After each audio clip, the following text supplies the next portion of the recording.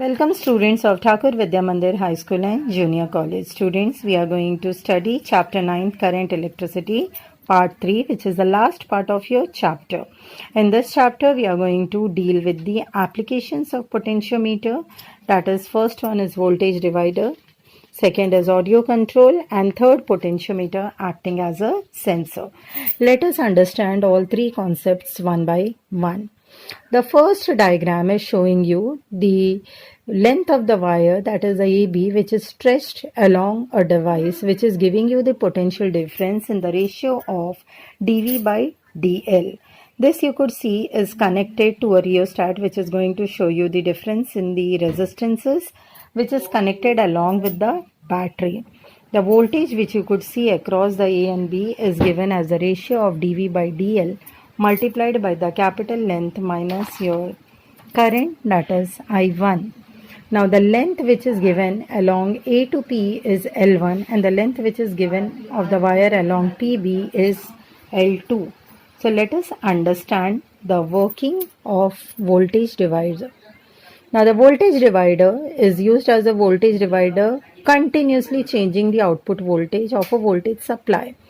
A potential capital V is set up between the points A and B of a potentiometer wire. One end of a device is connected to a positive point A and the other end is connected to a slider that can move along the wire AB. Thus, the voltage V divides in the proportion of the length L1 and L2. Next two applications of the potentiometer are audio control and potentiometer as a sensor. Let us understand what do you mean by the functioning of an audio control. Now the sliding potentiometer are commonly used in the modern low power audio systems as audio control devices. Both sliding, called as faders, and a rotary potentiometer called as knobs are regularly used for the frequency attenuation, the loudness controlling, and for controlling different characteristics of the audio signals. Thus, potentiometer plays a very important role in audio control. Let us talk about the potentiometer as a sensor. If the slider of a potentiometer is connected to the moving part of a machine, it can work as a motion sensor. A small displacement of the moving part causes a change in the potential, which is further amplified as an amplifier circuit. Thus, the potential difference is calibrated in terms of the displacement of the moving charges. So, this is how we talk about the potentiometer as a sensor. Students, let us move on to the advantages of a potentiometer over a voltmeter. Let us go step by step. The first advantage which I could tell you is potentiometer is more sensitive than a voltmeter. A potentiometer can be used to measure a potential difference as well as an EMF of a cell. Therefore, a voltmeter always measures the terminal potential difference, and as it draws some current, it cannot be used to measure an EMF of a cell.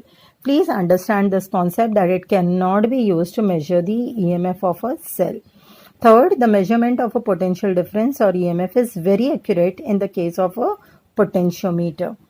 A very small potential difference of the order 10 divided by 6 volt can be measured with it. The last advantage is the least count of potentiometer is much better as compared to that of a voltmeter. Friends, now we go through the device which is called as galvanometer. It is a device which is used to detect the weak electric currents in a circuit. Let us understand the diagram. The diagram is showing you a horseshoe shaped magnet which is a very strong magnet. In that you could see an iron core along with a rectangular coil wound on it. The small spring is called as a spiral spring and it is attached to a pointer on an angular scale which is showing you the scale from 0 to 30 on the right hand side and 0 to 30 on the left hand side. Let us understand the working or the internal structure of this galvanometer. A galvanometer is basically a device which is used to detect the weak electric currents in the circuit. It has a coil pivoted or suspended between the concave pole face of a strong laminated horseshoe magnet. So when an electric current passes through the coil, it deflects, and the deflection is proportional to the current passing through the coil. The deflection of the coil can be read with the help of a pointer attached. Position of a pointer on the scale provided indicates that the current passing through the galvanometer or the potential difference across it. Thus, I can say that a galvanometer can be used as an ammeter or a voltmeter with suitable modifications. Let us go on to, if I modify a galvanometer as an ammeter, I have to convert that MCG, which is moving coil galvanometer, into an ammeter. In order to convert it, the following steps that I would take would be: first, its effective current capacity must be increased to a desired higher value. Second, its effective resistance G of the galvanometer when connected in series decreases the current through the resistance R, which is actually to be measured. In an ideal case, if I consider, an ammeter should have a zero resistance.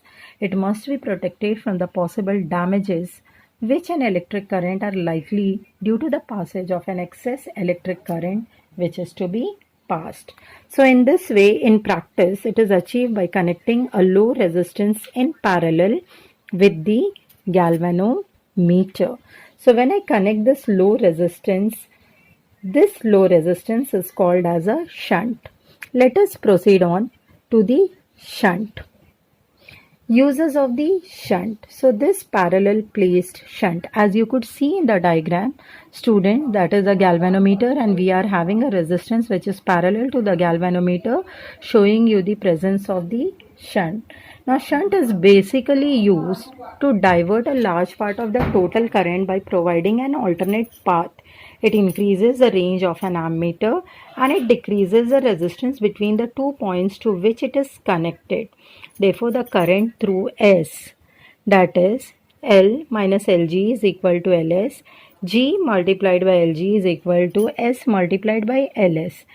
Whereas when I get that Ls, I could write Ls as L minus Lg as I mentioned in the first equation.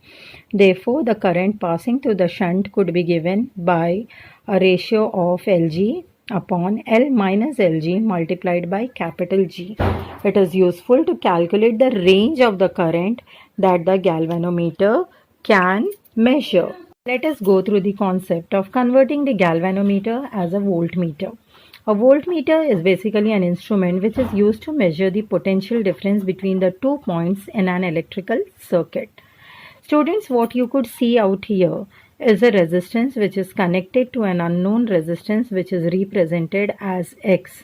If I have to find out this unknown resistance, I would connect it in parallel with your known resistance. Now to convert a MCG into a voltmeter, first its voltage measuring capacity must be increased.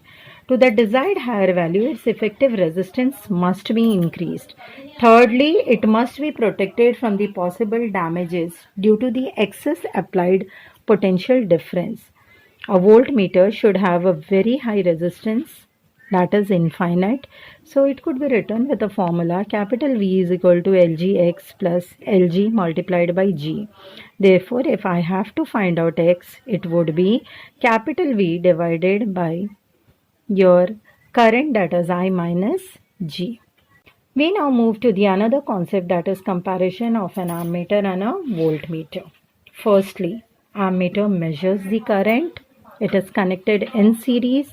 It is an MCG with a low resistance. Smaller the shunt, greater will be the current measured, and the resistance of an ammeter is given by Ra is equal to capital S multiplied by G divided by S plus G, which could be written as G divided by small n. If I have to note down the features of the voltmeter, it measures the potential difference. It is connected in parallel.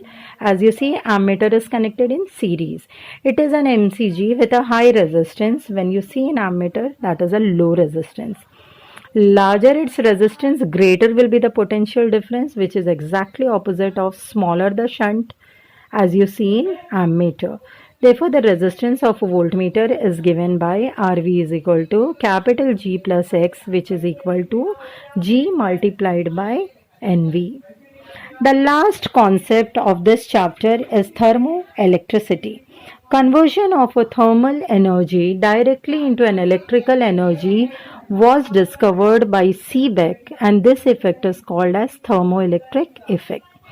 Students, Seebeck effect is when two different metals are joined to form a closed circuit loop, and these junctions are kept at different temperatures, that is, a small EMF is produced.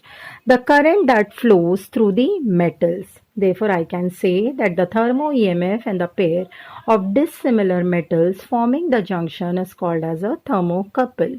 Now, students, just see in the diagram. SB is antimony and Bi is the bismuth. What you could see out here is the junction being formed by heating. In one of the junction you see it is hot and the other junction is ice cold. In antimony bismuth couple, the current flows from antimony to bismuth at the cold junction. With this, we complete on all the concepts of your current, electricity. We move on to the assignment questions. Students, write down the application of potentiometer, that is a voltage divider, audio control, sensor. Second, state down the advantages of potentiometer over a voltmeter. Thirdly, how will you convert an MCG into a voltmeter? Fourth, write down the comparisons of an ammeter and a voltmeter. As earlier, please go through the reference e-textbooks mentioned out here. I have mentioned one more link out here. Please go through the concepts, try to understand, make your diagrams and complete your notes. Thank you, students.